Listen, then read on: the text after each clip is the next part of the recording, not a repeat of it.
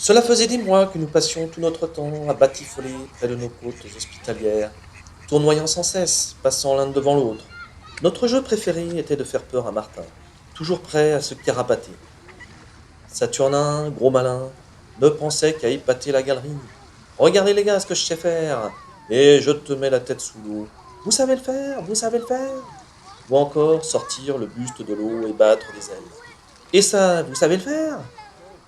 Firmin n'était jamais en reste pour lui dire trop facile, mon pote, moi aussi je sais le faire.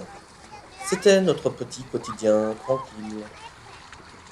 Finalement, ce 13 août 2014, nous finissons tous par nous rendre à la vie de Christopher, qui voulait plus que tout prendre le large pour aller explorer des contrées lointaines insoupçonnées.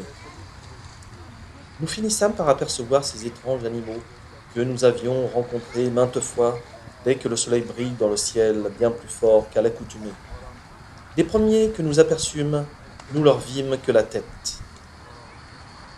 Puis, ce furent de plus gros, habillés de shorts ridicules, qui ne s'aventuraient dans l'eau qu'à peine jusqu'à leurs genoux.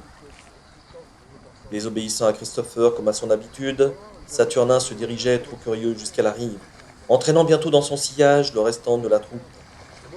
Après quelques conciliabules canardiens, Saturnin et Firmin décidaient de s'engager plus en avant sur cette nouvelle terre pleine de promesses de miettes de chips et autres morceaux de biscuits d'enfants.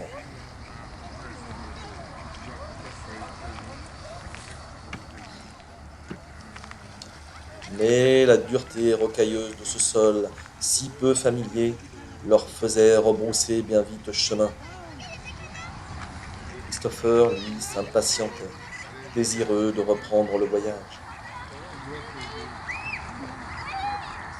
Mais c'est le petit Martin, les yeux rivés sur le rivage, et Romarin, qui faisait cette fois une dernière tentative pour accoster, tant les récits au nom évocateur, quelques brioches ou hamburgers, leur remontaient jusqu'aux narines.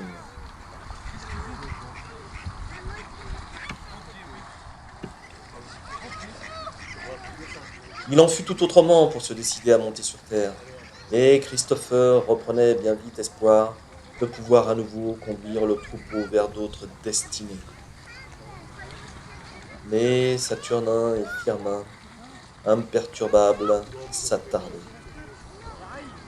Et je me voyais là, tiraillé entre ces deux destins qui se présentaient devant moi. Le soir descendait, je faisais des ronds dans l'eau. Christopher était déjà loin. Ne pas réussir à choisir, c'était déjà choisir, je le savais bien. Sans en parler entre nous, nous savions que les grands animaux allaient bientôt quitter ces lieux et que viendrait pour nous le temps merveilleux des miettes.